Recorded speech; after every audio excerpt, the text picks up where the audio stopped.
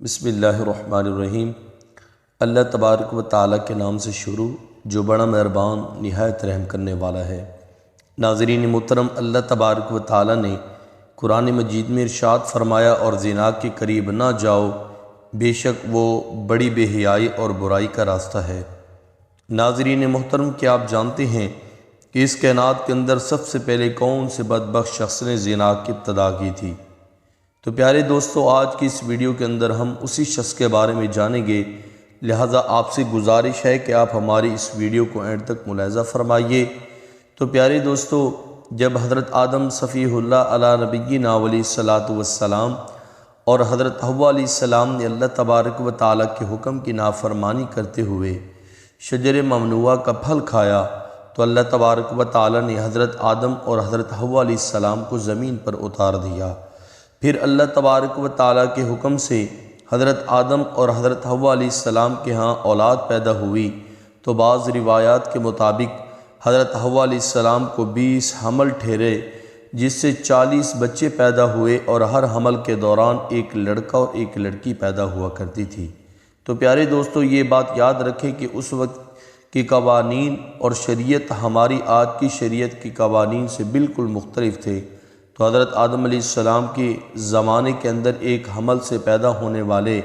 لڑکے کی شادی دوسرے حمل کی لڑکی کے ساتھ کر دی جاتی تھی، جبکہ دوسرے حمل کی لڑکی کی شادی پہلے حمل کے لڑکے سے کر دی جاتی تھی، اور ایک حمل کے بہن بھائی آپس میں بہن بھائی قرار پائے جاتے تھے۔ تو پیارے دوستو،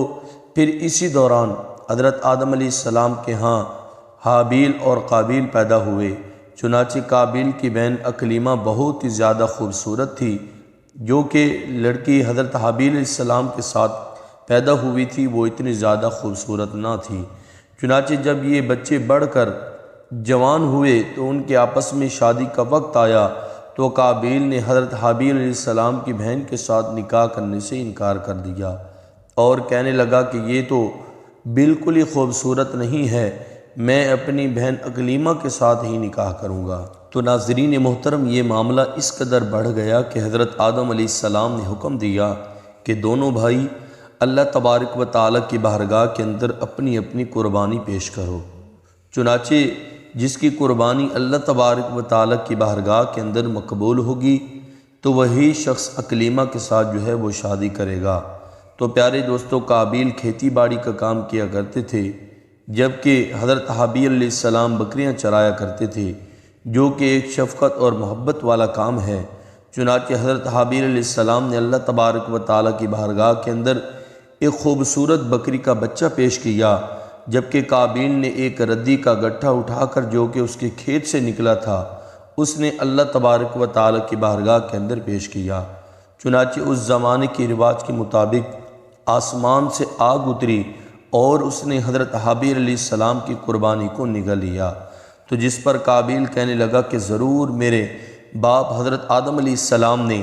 حابیل کے لیے دعا کی، جس کی وجہ سے ان کی قربانی تو قبول ہوئی۔ تو ناظرین محترم، پھر اسی واقعے کے بعد قابیل نے حضرت حابیل علیہ السلام کو مارنے کی دھمکی دے دی۔ روایت کے اندر آتا ہے کہ حضرت حابیل علیہ السلام حضرت قابیل سے زیادہ طاقتور تھے، لیکن آپ نے اللہ تبارک و تعالیٰ کے خوف کی وجہ سے فرمایا، اگر تو مجھے قتل کرے گا تو میں تمہاری طرف تمہیں قتل کرنے کے لیے ہاتھ نہیں بڑھاؤں گا، میں چاہتا ہوں کہ قیامت کے دن تم میرے گناہ کے ساتھ آؤ۔ چنانچہ ایک دن قابیل نے غصے میں آ کر حضرت حابیل علیہ السلام کے سر پر جو ہے وہ پتھر ماری دیا،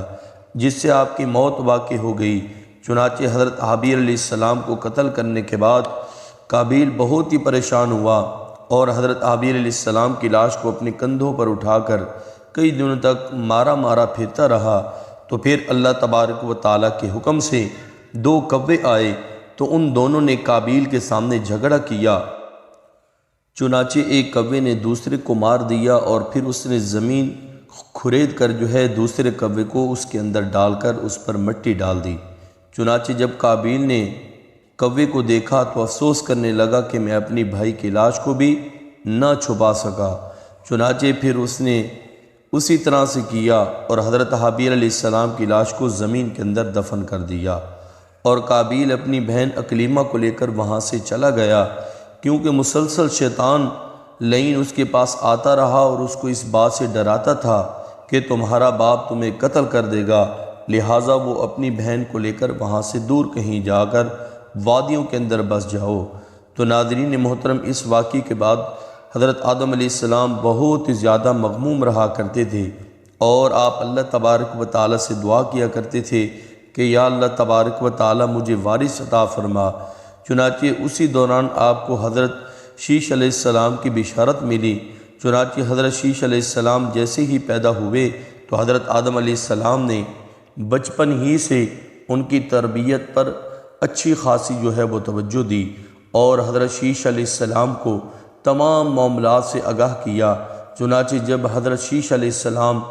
جوان ہوئے تو حضرت آدم علیہ السلام نے اپنے بعد ان کو مومنین کا خلیفہ مقرر کر دیا، اور انہیں اس بات کا حکم دے دیا کہ وہ اپنے بھائی قابیل اور ان کے اولاد سے دور رہیں، اور مومنین اس جماعت کو بھی وہ ان سے دور رکھیں۔ چنانچہ پھر اس کے بعد حضرت آدم علیہ السلام کے وصال کا وقت قریب آیا تو حضرت آدم علیہ السلام یہی وصیت کرتے ہوئے اس دنیا سے کوچ فرما گئے۔ چنانچہ اللہ تبارک و تعالیٰ کے مقدس فرشتے نازل ہوئے، اور انہوں نے حضرت شیش علیہ السلام کو حضرت آدم صفیہ اللہ علی نبینا علیہ الصلاۃ والسلام کو دفن کرنے کا وہ طریقہ کار بیان کیا۔ چنانچہ حضرت شیش علیہ السلام نے اسی طرح سے کیا۔ پھر اس کے کچھ عرصے بعد آپ کی والدہ حضرت حوا علیہ السلام کا بھی اس دنیا سے انتقال ہو گیا۔ تو ناظرین محترم، اس واقعے کے بعد زنا کی ابتدا ہوئی، تو اس کے بارے میں بنی اسرائیل کی روایت کے اندر ہمیں یہ ملتا ہے کہ قابیل اور اس کی آل و اولاد ایک وادی کے اندر رہا کرتے تھے۔ چنانچہ ایک دن شیطان ان کے پاس ایک غلام کی صورت میں آیا اور ایک شخص کے ہاں اجرت پر کام کرنے لگا۔ چنانچہ تھوڑا عرصہ گزرنے کے بعد اچانک وہ غلام عجیب اور غریب کام کرنے لگا، اور طرح طرح کے اور نئے نئے لباس تیار کرنے لگا، اور ان کو مزامیر اور گانے باجے کے آلات بھی بنا کر دکھانے لگا۔ تو ان کو ایسی آوازیں سنائیں ان آلات پر جو انہوں نے آج سے پہلے کبھی نہیں سنی تھی۔ چنانچہ وہ لوگ جو پہلے ہی حق سے دور تھے اور فسق و فجور کے اندر مبتلا ہو گئے، تو انہوں نے اپنا ایک دن عید کا وہ مقرر کر لیا، جس کے اندر ان کے تمام عورتیں وہ برہانہ لباس پہن کر اور زمانہ جاہلیت کی عورتوں کی طرح نیم عریاں لباس پہن کر وہ آیا کرتی تھیں اور مردوں سے اختلاط کیا کرتی تھیں۔ تو پیارے دوستو، حضرت شیش علیہ السلام کے ساتھ رہنے والے مومنین دور ہی سے ان گانے باجوں اور مزامیر کی آوازوں کو وہ سنا کرتے تھے۔ چنانچہ ایک دن ان میں سے ایک شخص کے دل کے اندر خیال آیا کہ کیوں نہ میں جا کر دیکھوں تو صحیح کہ آخر یہ کیا معاملہ ہے۔ چنانچہ اس شخص نے چوری چھپے وہاں سے ہجرت کی، اور عید کے دن جس دن قابیل اور اس کے آل و اولاد فسق و فجور میں مبتلا ہوتی تھیں، تو وہ شخص وہاں پر پہنچا، اور اس نے وہاں پر جا کر عورتوں کو دیکھا کہ وہ بہت زیادہ حسین و جمیل تھیں۔ تو پیارے دوستو، اس حوالے سے روایت کے اندر یہ بھی آتا ہے کہ حضرت شیش علیہ السلام اور ان کے ساتھ جو مومنین کی جماعت تھی، ان کے مرد بہت زیادہ حسین و جمیل اور خوبصورت تھے، اور ان کے ساتھ جو عورتیں تھیں وہ بظاہر اتنی زیادہ حسین و جمیل نہیں تھیں، جبکہ قابیل کے آل و اولاد کے اندر مرد انتہائی بدصورت تھے، جبکہ ان کی عورتیں اور لڑکیاں بہت زیادہ حسین و جمیل تھیں۔ چنانچہ وہ نوجوان ان لڑکیوں کے حسن و جمال سے بہت زیادہ متاثر ہوا۔ پھر جب وہ شخص واپس آیا تو اس نے چوری چھپے دیگر مومنین کو بھی اس حوالے سے خبر دی۔ چنانچہ پھر آہستہ آہستہ مومنین کے لوگوں میں سے بعض کمزور ایمان والے وہاں سے ہجرت کرنے لگے، اور ہجرت کر کے قابیل کے اولاد کے اندر جا کر وہاں پر ان عورتوں کے فتنے کے اندر مبتلا ہو گئے۔ تو یوں اس طرح سے فسق و فجور کرنے لگے اور آپس کے اندر زنا کاریاں کرنے لگے، جس سے زنا جیسے کبیرہ گناہ کی ابتدا ہوئی۔ تو ناظرین محترم، روایات کے اندر آتا ہے کہ حضرت شیش علیہ السلام کے ساتھ رہنے والے مومنین کی تعداد بہت کم ہو گئی تھی، جبکہ قابیل کا گروہ بہت زیادہ طاقتور ہو چکا تھا۔ چنانچہ وہ اپنی بستیوں کے اندر بھی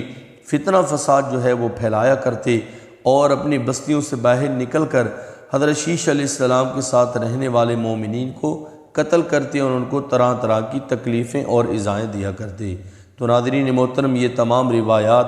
بنی اسرائیل سے لی گئی ہیں، جس کے بارے میں حضور اکرم صلی اللہ علیہ وآلہ وسلم نے ارشاد فرمایا